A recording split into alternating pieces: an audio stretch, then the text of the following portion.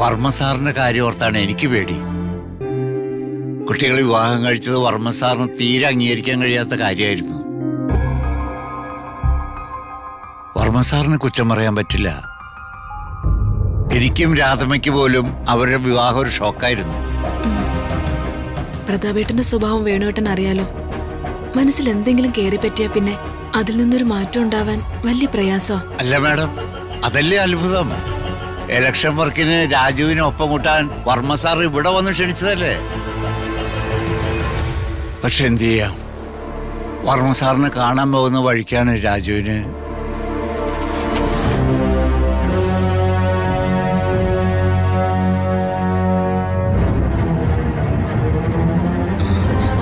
വിഷമിക്കാതെ വേണുവേട്ടാ.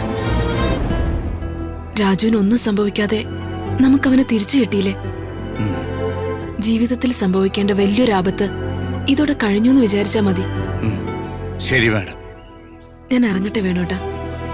എന്താവശ്യമുണ്ടെങ്കിൽ എന്നെ വിളിക്കണം. എന്റെ മകളെ കണ്ട് അവളോട് സംസാരിച്ച് കൊതി തീരുന്നവരെ ഞാനിവിടെ കാണും.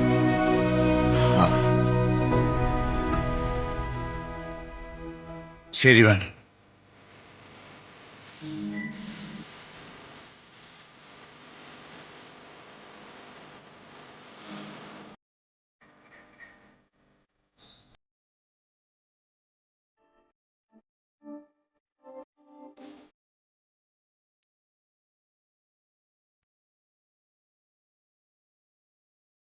തന്നോളൂ മാഡം.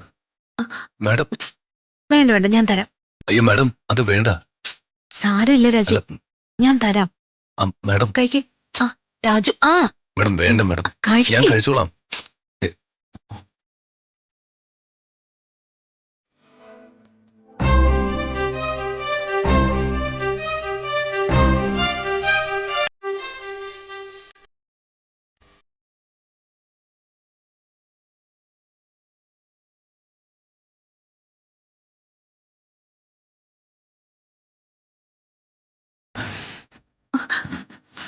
അയ്യോ രാജു, ദാ, വെള്ളം കുടിക്ക.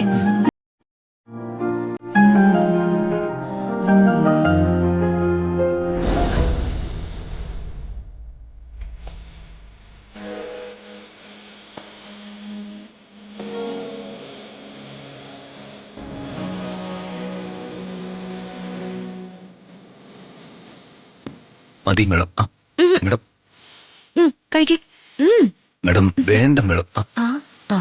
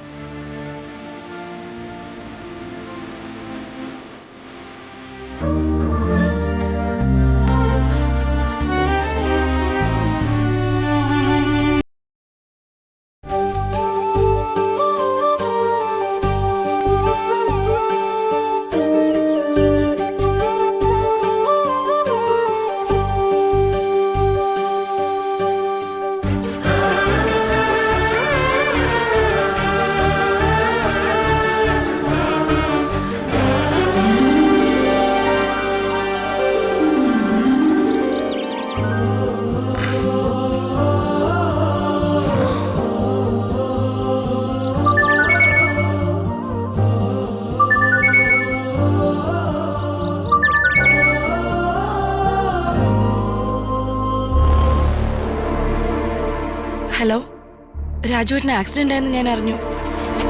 രാജുവേട്ടനിപ്പോ എങ്ങനെയുണ്ട്? രാജുവേട്ടന് ഓക്കെ അല്ലേ? ആ ഞാനിപ്പോ ഓക്കെ ആയി വരുന്നുണ്ട് ദിവ്യ. ആശുപത്രിയില് എനിക്ക് വരാൻ കഴിഞ്ഞില്ല. രാജുവേട്ടനെ ഞാൻ ഫോണിൽ വിളിച്ചിരുന്നു. അപ്പോഴൊക്കെ കോൾ അറ്റൻഡ് ചെയ്തത് ഋതിക മാഡം ആയിരുന്നു. ആ DNA റിപ്പോർട്ട് എനിക്ക് വർമ്മ സാറിനെ കാണിക്കാൻ പറ്റിയില്ല. ദിവ്യയ്ക്ക് അക്കാര്യത്തിൽ എന്നോട് വിരോധമൊന്നും. രാജുവേട്ടൻ എന്തായി പറയുന്നേ? വർമ്മ സാറിനെ കാണാൻ പോകുന്ന വഴിക്കല്ലേ രാജുവേട്ടന് ആക്സിഡന്റ് ഉണ്ടായത്? രാജുവേട്ടന് മറ്റു കുഴപ്പങ്ങളൊന്നും ഉണ്ടായില്ലല്ലോ. എല്ലാം ദൈവത്തിന്റെ കൃപ. ദീപക്കാണ് എന്റെ കുഞ്ഞിന്റെ അച്ഛനും തെളിയിച്ച് അവന്റെ ഭാര്യയായി ജീവിക്കാനൊന്നും ഞാൻ ആഗ്രഹിക്കുന്നില്ല എന്ന് രാജുവേട്ടൻ അറിയാലോ. വർമ്മ സാറിന് പകരം അവനെ പോലൊരു കൊള്ളരുതാത്തവൻ സ്ഥാനാർത്ഥിയായി വരാൻ പാടില്ല എന്നോർത്ത് മാത്രം ഞാൻ ആ DNA ടെസ്റ്റിന് തയ്യാറായത്. രാജുവേട്ടനിപ്പോ നല്ല റെസ്റ്റ് എടുക്കേണ്ട ടൈമാ. രാജുവേട്ടൻ കൂടുതലൊന്നും ആലോചിക്കണ്ട. രാജുവേട്ടൻ സമാധാനമായിട്ടിരിക്കെ. ശരി ദിവ്യ.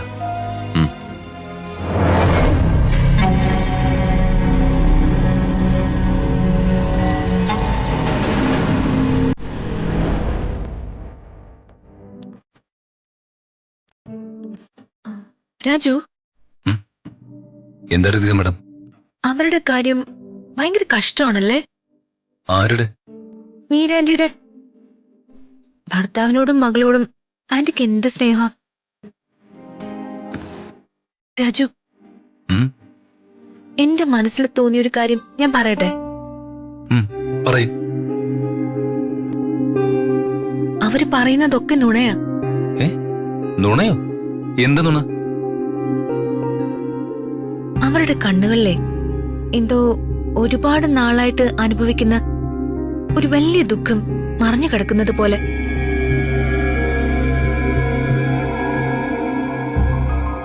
അവരെന്നെ നോക്കുമ്പോഴും എന്നോട് സംസാരിക്കുമ്പോഴും എനിക്കിത് വല്ലാതെ ഫീൽ ചെയ്തിട്ടുണ്ട്. അവരെന്നോട് സംസാരിക്കുന്നതൊന്നും അല്ല, അതിനൊക്കെ അപ്പുറം എന്തൊക്കെയോ കാര്യങ്ങള് അവർക്ക് എന്നോട് കമ്മ്യൂണിക്കേറ്റ് ചെയ്യാനുണ്ടെന്ന് എനിക്ക് പലപ്പോഴും തോന്നിയിട്ടുണ്ട്. ഋതിക മാഡത്തിന് ഇത് എന്തു പറ്റി?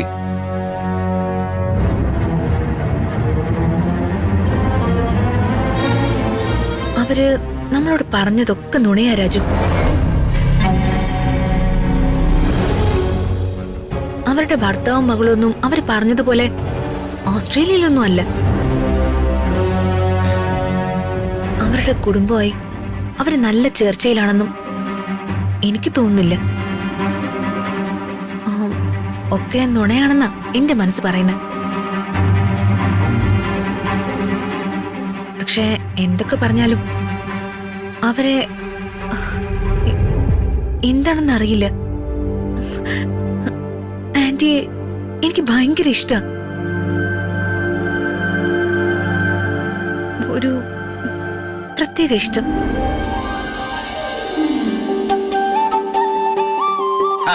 ഇതാരുടെ കാര്യം ഋതിക മാഡം പറയണത്? ഞാൻ ആ മീരാന്റിയെ കുറിച്ച് രാജുനോട് സംസാരിക്കായിരുന്നു അങ്ങളെ. അച്ഛാ, ഋതിക മാഡത്തിന് വലിയൊരു സംശയം. എന്ത് സംശയം? ഈ മീര മാഡത്തിന്റെ ഭർത്താവും മകളും ഒക്കെ ശരിക്കും ഓസ്ട്രേലിയയിൽ തന്നെയാണോ, അതോ ആ പറഞ്ഞത് നുണയാണോ? ആ അല്ല, മീര മാഡം സന്തോഷം അഭിനയിക്കുന്നതാണോ, ഉള്ളിന്റെ ഉള്ളില് ദുഃഖമാണോ? അതാ ഇപ്പൊ നന്നായ. ഋതിക മാഡത്തിന്റെ സംശയം കൊള്ളാം, നല്ല തമാശ തന്നെ. ഈ മീര മാഡത്തിന്റെ വീട്ടില് പണ്ടൊരു ഫിയറ്റ് കാറുണ്ടായിരുന്നു. ഇടയ്ക്കൊക്കെ ദൂരയാത്രയ്ക്ക് പോകേണ്ടി വരുമ്പോ ഞാനാ ഡ്രൈവറായിട്ട് പോയിക്കൊണ്ടിരുന്നത്. ആ കാലം തൊട്ട് അവരൊന്നും എനിക്ക് നന്നായിട്ടറിയാം. മീര മാഡം അങ്ങനെ നുണ പറയുന്ന ആളൊന്നുമല്ല. അവര് പറഞ്ഞൊക്കെ സത്യ. കേട്ടല്ലോ ഋതിക മാഡം, ഇപ്പം മാഡത്തിന്റെ സംശയമൊക്കെ മാറിയല്ലോ അല്ലേ? ആ അല്ല, നിങ്ങൾ പോയ കാര്യം എന്താ ചേച്ചാ, അത് പറയ്. ഹരീഷിനെയും ശ്രീയെയും ഹരീഷ് പറഞ്ഞതുപോലെ കൂട്ടുകാരന്റെ വീട്ടിൽ കൊണ്ടുവന്നാക്കി. അവിടെ ആവശ്യത്തിനുള്ള സൗകര്യങ്ങളൊക്കെ ഉണ്ട് മോനെ. പക്ഷെ ആ ചെക്കന്റെ സർട്ടിഫിക്കറ്റുകളൊക്കെ ആ ദ്രോഹി കത്തിച്ചു കളഞ്ഞില്ലേ. അതുകൊണ്ട് നല്ലൊരു ജോലി ഉടനെ കണ്ടെത്താൻ കുറച്ച് ബുദ്ധിമുട്ടായിരിക്കും. ഹരീഷിന് ഒരു ജോലിയുടെ കാര്യം ഞാനൊന്ന് നോക്കാച്ച. തൽക്കാലം ചിലവിനുള്ളത് എന്തെങ്കിലും. ഞാൻ ആ രാമകൃഷ്ണന്റെ കയ്യിൽ നിന്ന് ഒരു 5000 രൂപ വാങ്ങിച്ചിട്ടുണ്ടായിരുന്നു. അത് ഞാൻ ശ്രീയുടെ കയ്യിൽ കൊടുത്തിട്ടുണ്ട്. രാധമ്മ എവിടെ അങ്കിളെ? അവളിവിടെ അടുക്കളയിലുണ്ട്. ചായ ഉണ്ടാക്കണമെന്നും പറഞ്ഞ് അടുക്കളയിലേക്ക് പോയി. ഞാനെന്നാ രാധമ്മയുടെ അടുത്തേക്ക് ചെല്ലട്ടെ. ആ അച്ഛാ, ഞാൻ നാളെ തന്നെ വർമ്മ സാറിന്റെ കൂടെ ഇലക്ഷൻ വർക്കിന് ജോയിൻ ചെയ്താലോ എന്ന് ആലോചിക്കാം. അല്ല മോനെ, ഈ അവസ്ഥയില് ഞാൻ ഓക്കെയാണ് അച്ഛാ. എത്ര ദിവസം എന്ന് വെച്ചാ ഇങ്ങനെ വീട്ടില് ഒന്ന് പുറത്തിറങ്ങി ജോലിയിൽ മാത്രം ശ്രദ്ധ കൊടുത്താ മനസ്സിനൊരു സമാധാനം ഉണ്ടാവും. രാമകൃഷ്ണനോട് ഞാൻ വാങ്ങിച്ച 5000 രൂപയും ഉടനെ കൊടുക്കാലല്ലേ? ഏയ്, അതൊന്നും അല്ല അച്ഛാ. നിന്നെ എനിക്കറിയില്ലടാ മോനെ. എന്താ ചെയ്ത്? ഇലക്ഷൻ ഡേറ്റ് അടുത്ത് വന്നുകൊണ്ടിരിക്കുക. വർമ്മ സാറിന്റെ ഒപ്പം നിൽക്കാൻ വീണ്ടും ഒരു അവസരം ഉണ്ടായിട്ട് അതിങ്ങനെ നീണ്ടുപോകുന്നത് ശരിയല്ലല്ലോ. നാളെ തന്നെ ഞാൻ വർമ്മ സാറിനോടൊപ്പം ജോയിൻ ചെയ്യാം. ശരി, മോന്റെ ഇഷ്ടം പോലെ ചെയ്യേ. പക്ഷെ ഒരു കാര്യം, ഡോക്ടർ പറഞ്ഞിരിക്കുന്ന ദിനചര്യകളൊന്നും മുടക്കരുത്. ഇല്ല അച്ഛാ.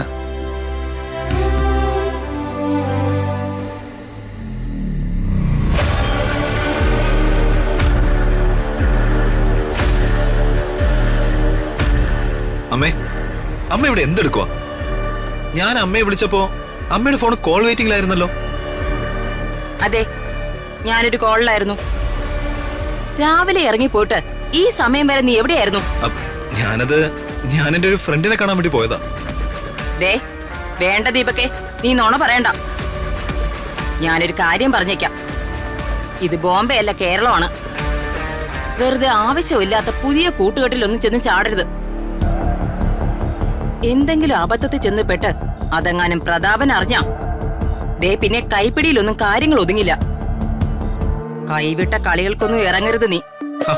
ഇല്ല അമ്മേ, എന്റെ ഫ്രണ്ട് സിറ്റിയിൽ ഒരു പബ്ബ് തുടങ്ങുന്നുണ്ടായിരുന്നു. ഞാൻ അവിടെ ഒന്ന് കാണാനും എങ്ങനെയുണ്ടെന്ന് നോക്കാനും ജസ്റ്റ് ഒന്ന് പോയതേ ഉള്ളൂ. ഉള്ളത് പറയാലോ അമ്മേ, ബോംബെയിലെ പബ്ബുകളുടെ 7 അയലത്ത് വരില്ല ഇവിടുത്തെ ഒരു സെറ്റപ്പ്. കൊള്ളാം. അതാണല്ലോ ഇപ്പൊ ഇവിടുത്തെ പ്രശ്നം. ഇവിടെ ഇനി എന്ത് പ്രശ്നം അമ്മേ? ചത്തില്ലെങ്കിലും അവൻ കിടപ്പിലല്ലേ. അവന്റെ ശല്യം ഇനി ഈ വീട്ടിലുണ്ടാവില്ല, കുറച്ച് നാളത്തേക്കെങ്കിലും. അമ്മാവൻ ഇത്തവണ ഇലക്ഷനിൽ തോറ്റ് ഇനി ഒരിക്കലും രാഷ്ട്രീയത്തിൽ ഇറങ്ങാത്ത രീതിയിലൊരു പണി അമ്മാവനിട്ട് കൊടുക്കാൻ ഞാൻ പ്ലാൻ ചെയ്ത് വെച്ചിട്ടുണ്ട്. ഇനി അങ്ങോട്ട് ഇവിടുത്തെ കൺട്രോൾ മുഴുവനും അമ്മയുടെ ഈ മകന്റെ കയ്യിലായിരിക്കും. ഞാനിവിടെ ഒരു കലക്ക് കലക്കും. അമ്മ കണ്ടോ? അവരെ നേരത്തെ ഒരു ആക്സിഡന്റ് ക്രിയേറ്റ് ചെയ്ത് കിടത്തേണ്ടതായിരുന്നു. കുറച്ച് ലേറ്റായി പോയി. ഇനി അടുത്തത് അമ്മാവൻ, അത് കഴിഞ്ഞാൽ അവള്, എന്റെ മുറപ്പെണ്ണ് ഋതിക. അവളെ ഞാൻ എന്റെ ഭാര്യയാക്കുന്നതോടെ പിന്നെ ഞാനായിരിക്കും ഇവിടത്തെ രാജാവ്, ഈ നാടിന്റെ രാജാവ്, മിനിസ്റ്റർ ദീപക് വർമ്മ. പറയുമ്പോ തന്നെ എന്തൊരു പവർ അല്ലേ അമ്മേ?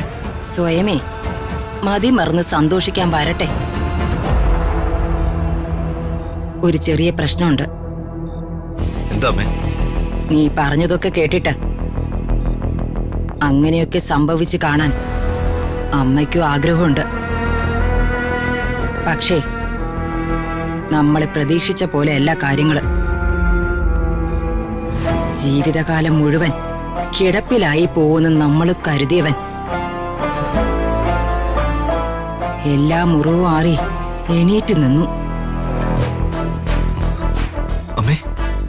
അതെ മോനെ, നാളെ തന്നെ അവൻ ഇവിടേക്ക് വരുമെന്നും വന്ന് പ്രതാപന്റെ കൂടെ റീജോയിൻ ചെയ്യാൻ പോവാണെന്നും രമ്യ എന്നെ വിളിച്ചു പറഞ്ഞു.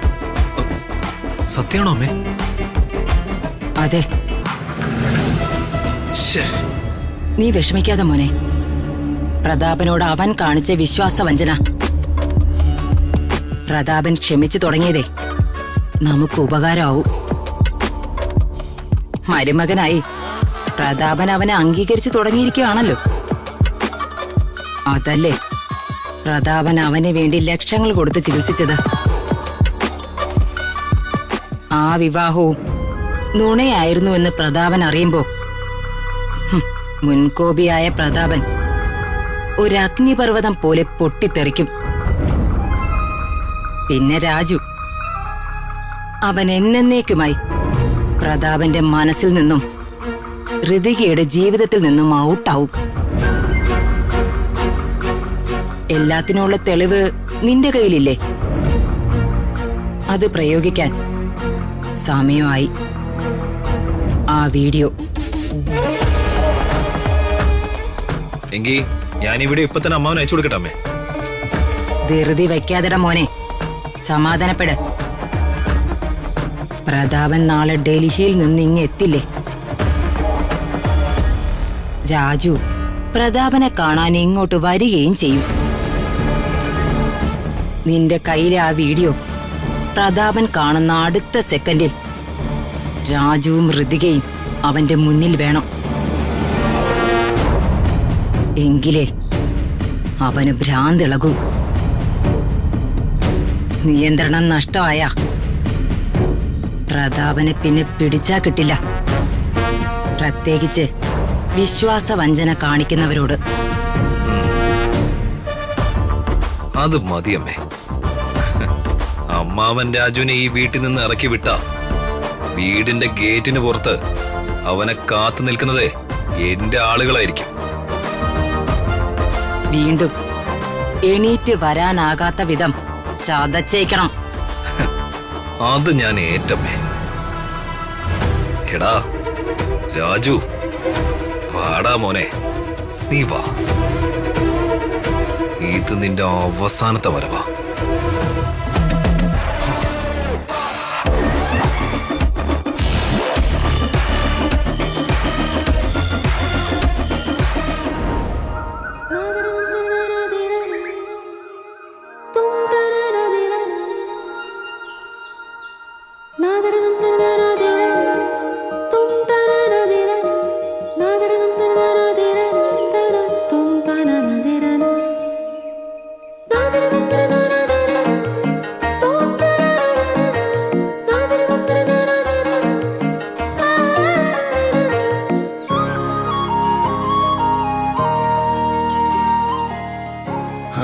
ഋതിക മാഡം, മതി.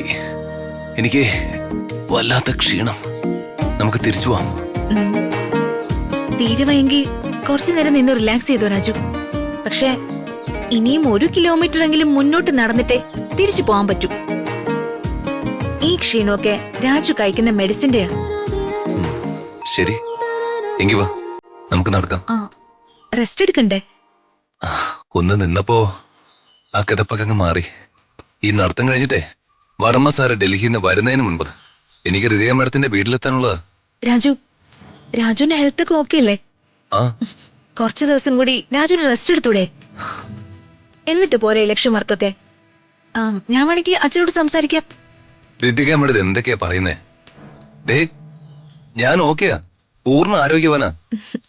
ഈ ഇലക്ഷൻ കാലം എന്ന് പറഞ്ഞാലേ വർമ്മ സാറിന് നിന്ന് തിരിയാൻ സമയം കാണില്ല. പോരാത്തതിന് ഈ സമയത്തായിരിക്കും വർമ്മ സാറിനോട് വൈരാഗ്യമുള്ളവരുടെയൊക്കെ പകപീട്ടലും. അപ്പോ ഞാൻ കൂടെ ഇല്ലാതെ എങ്ങനെയാ മാഡം? ശരി മാഡം, വാ. 1 കിലോമീറ്റർ കൂടി നമ്മൾ മുന്നോട്ട് നടക്കുന്നു.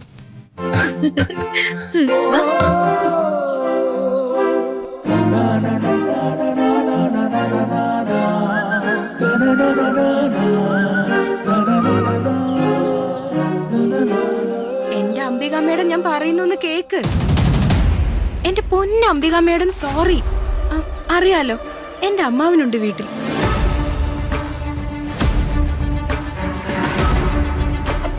എന്നെ ഒന്ന് അനങ്ങാൻ പോലും സമ്മതിക്കുന്നില്ല. അല്ല, അംബിക മേഡം എന്താ വിളിച്ചത്? പല കാര്യങ്ങളും നമ്മൾ ഒരുമിച്ച് കുറെ പയറ്റിയതല്ലേ.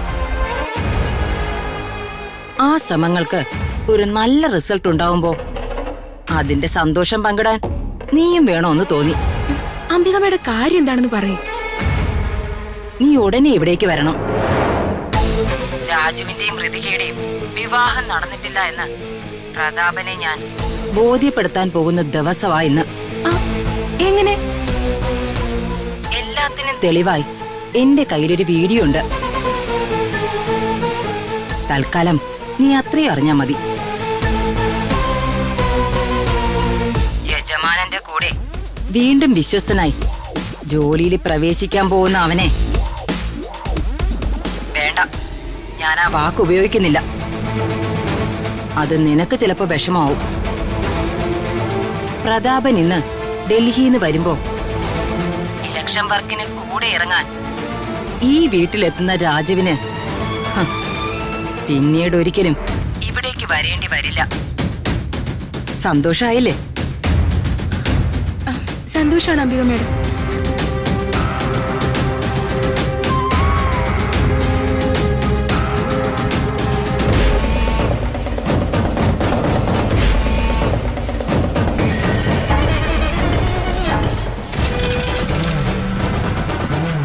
ഋതിക മേഡം, നമുക്കേ എത്രയും വേഗം മാഡത്തിന്റെ വീട്ടിലെത്തണം.